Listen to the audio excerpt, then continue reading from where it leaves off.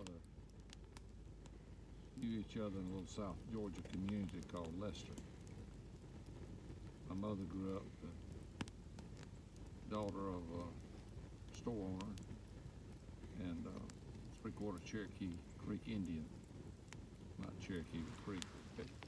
Edistocuso Creek Indian. He had his own little grocery store and could pretty well get sugar pretty easy. And he had a habit of making moonshine. My mama said the early part of her life was spent pouring moonshine all night in jars so her daddy could sell it the next day. Said, but he was a good daddy. Said on Saturday night he'd always bring home some round steak for breakfast on Sunday morning. And one morning he brought home a little girl from somebody else. But said my mama went out and got her and took care of her, and later that morning after breakfast, Daddy took her home. So he was a party animal, but he was a good daddy. But he died in his 50s, and my mama and her sisters kind of wondered, and had one brother, I.D. Blackwell, kind of wondered where Grandmama got money to survive on. But what she'd been doing was pulling a little bit back off of them moonshine good days, and she was able to live her later years and was living in Albany with us, and before we moved to the country. And she died toting a bucket of coal to the house. I guess massive heart attack or stroke.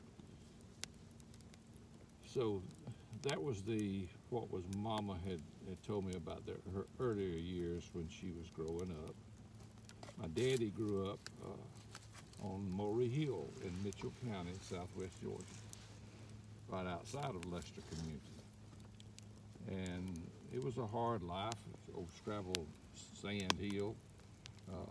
Growed mostly sand spurs and cuckleburrs, but they survived. His mother, Grandma Lula, was a little short woman with good heritage, and she stayed at home and kept the family together. My granddaddy, Tom Morey, was a rambler. He would stay gone, work a while, but he was a good meat provider. He'd bring home deer, and in fact, those days he'd have to take his old pack horses and go off, but he was good about bringing home stuff to eat. And they survived. They had cows and a small farm, and but they were very frugal, but they survived. But probably the most outstanding thing that I heard about my daddy in his earlier age is this cowman would come from Texas once a year, travel around the community and buy a few old cows, and he'd come over to the Morey Hill one day and looked around at the herds over there and went back to the little country store, and they said, well, what do you think about the cows in the community? And he said, well, don't know much about the cows, but I believe I seen the dangest thing I ever seen today was a bunch of boys playing in the tops of pine trees. And he was talking about my daddy and his brothers being in pine trees over and turning them loose with one of their brothers hanging on to the top of it. So that was kind of enjoyment in those days of when you could get off by yourself and a bunch of boys having something to do.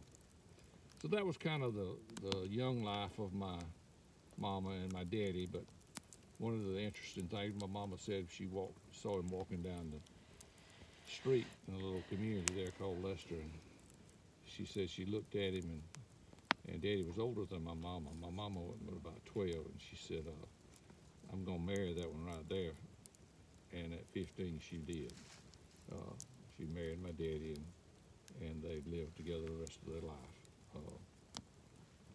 Perfect marriage in heaven.